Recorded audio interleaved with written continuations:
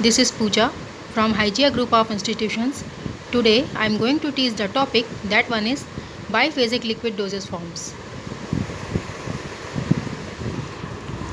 Today I am going to cover emulsion, and the topic are definition, classification of emulsion, emulsifying agents, selection of emulsifying agents, classification of emulsifying agents, difference between emulsion and suspension, pharmaceutical application of emulsion.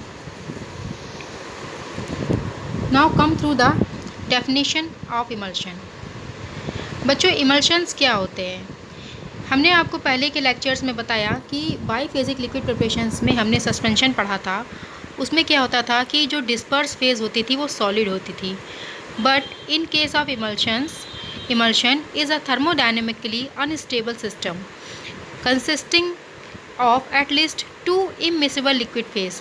Suspension में immiscible liquid phase नहीं होती थी, एक phase solid होती थी और दूसरी continuous phase liquid होती थी. But in case of emulsion, two immiscible phase, one of which is dispersed and another one is liquid phase, continuous phase, is stabilized by a third substance is known as emulsifying agent. Students, emulsion वो preparations होती हैं जिसमें दोनों ही phase liquid होती है. Disperse phase जो solute means जो drug की फेज वो भी लिक्विड होती है, और जो सॉल्वेंट जो जिसमें कॉन्टिन्यूस फेज जिसमें हम वो उस डिस्पर्स फेज को ऐड कर रहे हैं वो फेज़ भी हमारी लिक्विड, वो फेज़ लिक्विड फेज़ होती है. तो दोनों ही फेज़ लिक्विड होती है, बस इसमें एक थर्ड सब्सटेंस ऐड करते हैं जिसे हम इमल्सिफाइंग एजेंट कहते हैं. वो इमल्सिफाइंग एजेंट का काम क्या होता है कि उस प्रिपरेशन को, उस सिस्टम को स्टेबलाइज कर देता है ताकि वो यूनिफॉर्म लिक्विड प्रिपरेशन के फॉर्म में रहे.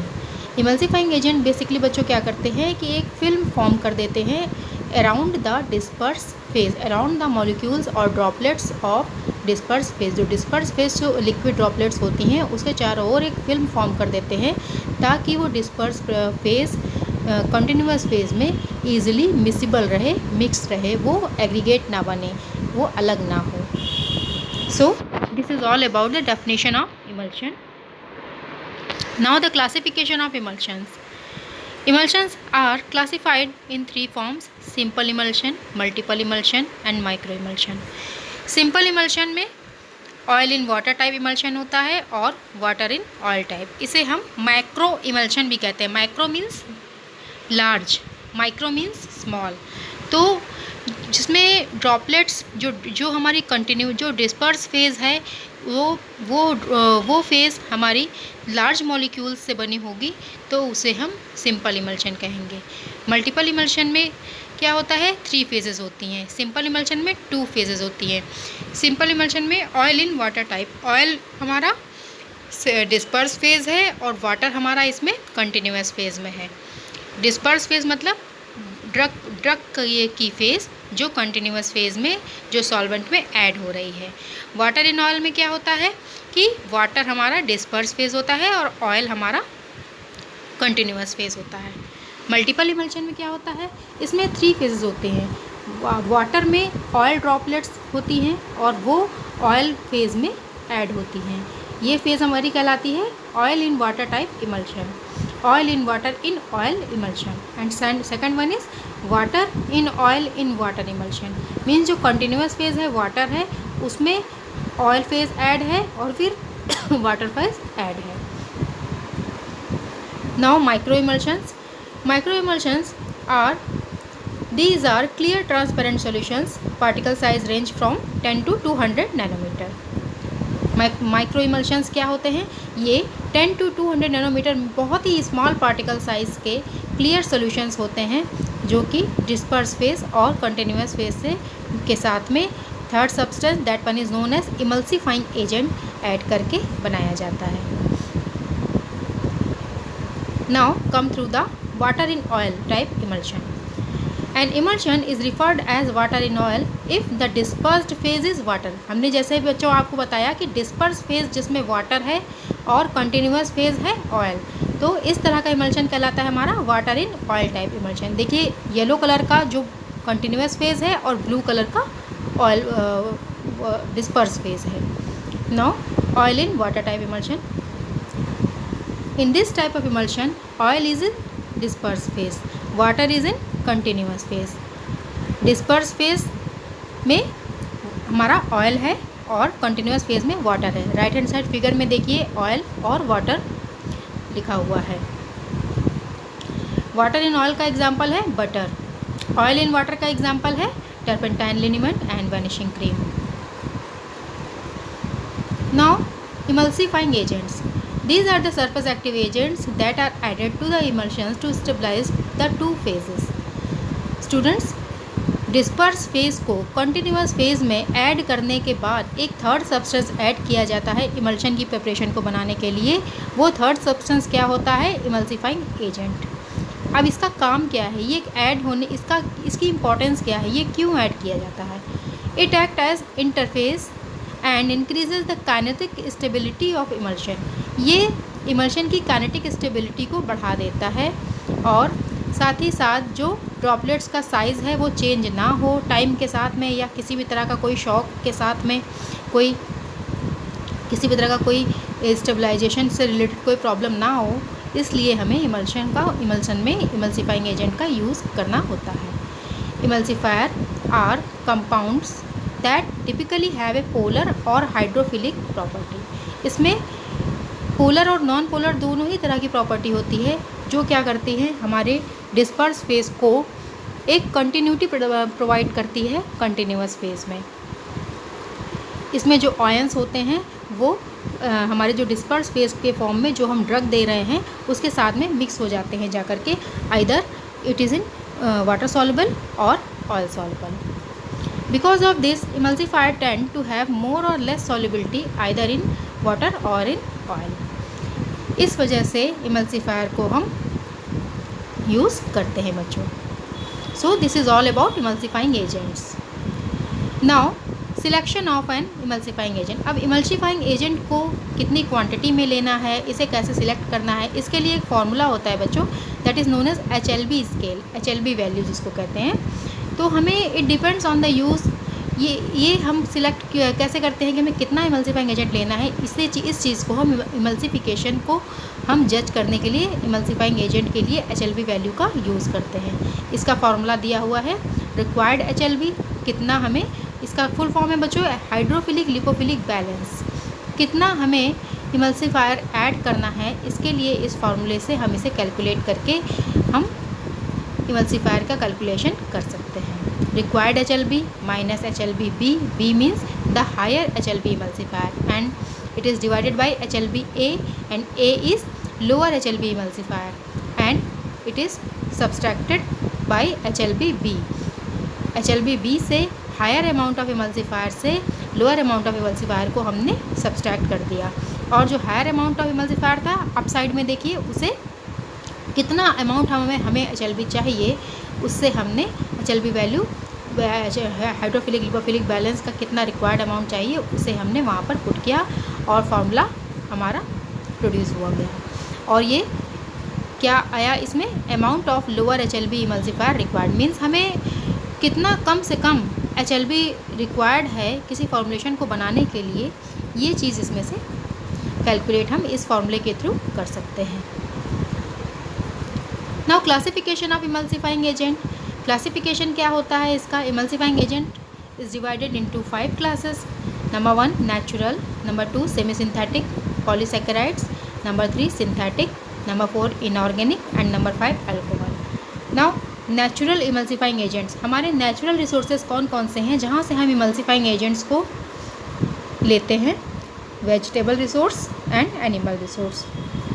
वेजिटेबल रिसोर्स में हमारे आते हैं gum acacia, tragacanth, agar, pectin, starch etcetera. And animal sources से wool fat, egg yolk and gelatin. Semi synthetic polysaccharides में methyl cellulose, carboxy methyl cellulose, ये सारे केमिकल इंग्रेडिएंट्स हैं।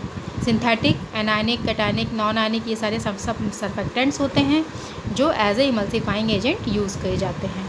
नाउ इनऑर्गेनिक इमल्सिफाइंग एजेंट्स में कौन कौन से सब्सटेंस यूज़ किए जाते हैं? Milk of magnesia, magnesium oxide, magnesium trisilicate, magnesium aluminium silicate and bentonite.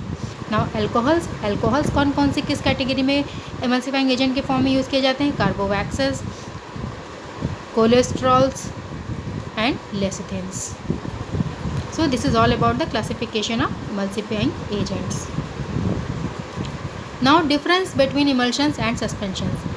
बच्चों सस्पेंशन की क्लासेस में हमने आपको सस्पेंशन की इंपॉर्टेंस बताई थी। अब यहाँ पर एक डिफरेंस देख लेते हैं कि इमल्सिफाइंग एजेंट इमल्शंस और सस्पेंशंस में क्या डिफरेंस है। Now number 1 point is these are biphasic liquid preparations containing two immiscible liquids, one of which is dispersed as minute globules into the other. ये इमल्शन की बात हो गई। इसमें क्या हुआ, ये बाईफेजिक लिक्विड प्रिपरेशन होती हैं जिसमें दोनों ही फेज लिक्विड होती है, डिस्पर्स फेज भी और कंटिन्यूस फेज भी। सस्पेंशन में क्या होता है, these are biphasic liquid doses form medicament in which finely divided solid particles are dispersed in a liquid. Suspension में डिस्पर्स फेज सॉलिड होती है और इमल्शन में डिस्पर्स फेज लिक्विड होती है। This is the major difference in suspension and emulsion. Globules, अब इमल्शन का second point, globule size of the disperse liquid is in the range of 0.25 to 25 micrometre. जो ग्लोब्यूल साइज होता है, जो छोटी छोटी ड्रॉपलेट्स होती हैं इमल्शन में डिस्पर्स फेज की, उसकी जो साइज़ होता है उन ड्रॉपलेट्स का 0.25 to 225 माइक्रोमीटर इसका साइज़ होता है। और सस्पेंशन का पार्टिकल साइज़ क्या होता है सॉलिड पार्टिकल्स का 0.5 to 5 micron. Emulsifying agents is required to make the stable emulsion. Emulsion है तो इमल्सिफाइंग एजेंट इसमें थर्ड सब्सटेंस के फॉर्म में यूज़ हो रहा है। सस्पेंशन में क्या होता है, suspending agent is required to make the stable suspension. Suspension में सस्पेंडिंग एजेंट ऐड किया जाता है as a third substance to stable the preparation, and emulsion में इमल्सिफाइंग एजेंट ऐड किया जाता है to stabilise the preparation. Emulsions are of two types, oil in water type and water in oil type. Basically emulsions are of two types, oil in water and water in oil type. Suspensions are of two types, flocculated and deflocculated. There are several tests to confirm type of emulsion. Emulsion को justify करने के लिए कि ये oil in water type है या water in oil type है, कई तरह के टेस्ट होते हैं जिससे हम इसे जस्टिफाई कर सकते हैं। बट सस्पेंशन को ये फ्लॉकुलेटेड है कि नॉन फ्लॉकुलेटेड है, इसको कंफर्म करने के लिए कोई टेस्ट नहीं होता है। During storage freezing should be avoided, it may lead to cracking. Emulsion के केस में क्या होता है कि इसको फ्रिज में स्टोर नहीं करते हैं बिकॉज इसमें क्रैकिंग की चांसेस ज़्यादा होते हैं। But during storage freezing should be avoided, it leads to aggregation. दोनों ही केसेस में बच्चों क्या होता है कि हम फ्रीज़ में नहीं रखते हैं, इसे फ्रिज में नहीं रखते हैं क्योंकि ये फ्रीज़ होने पर क्रैकिंग या एग्रीगेशन का प्रॉब्लम प्रोड्यूस कर सकते हैं। So this is the basic difference between emulsion and suspension. Now pharmaceutical application of emulsions. अब इमल्शंस की रिक्वायरमेंट क्या है, क्यों हम इमल्शंस को बनाते हैं, फार्मास्यूटिकल एप्लीकेशन इसकी क्या है। सबसे पहले तो ओरल प्रोडक्ट्स के रूप में, ओरल प्रोडक्ट्स के फॉर्म में it covers the unpleasant taste. जो ड्रग्स हम सॉलिड फॉर्म में नहीं दे सकते हैं, किसी सॉल्यूशन फॉर्म में नहीं दे सकते हैं, सस्पेंशन फॉर्म में नहीं दे सकते हैं, उसे हम इमल्शन के फॉर्म में पेशेंट्स को देते हैं। और ये क्या करते हैं, emulsion unpleasant taste of drug को कवर कर लेते हैं और पेशेंट एक्सेप्टेबिलिटी को इंक्रीज़ कर देते हैं। So it covers the unpleasant taste is as a form of emulsion, as well as it increase the absorption rate because both phases are in liquid phase and already it is in liquid preparation phase and it produce long time effect and quick action. It increase the absorption rate due to its liquid preparation availability. Now topical use, इसका topical use क्या है, washable, ये बहुत ही washable preparations होती हैं। Acceptable viscosity, इसकी जो viscosity होती है वो एक्सेप्टेबल होती है, बहुत ही ज़्यादा थिक नहीं होता है। लेस ग्रीसी, ये प्रिपरेशन लेस ग्रीसी होती है in comparison to suspension. Now these are the references. Thank you.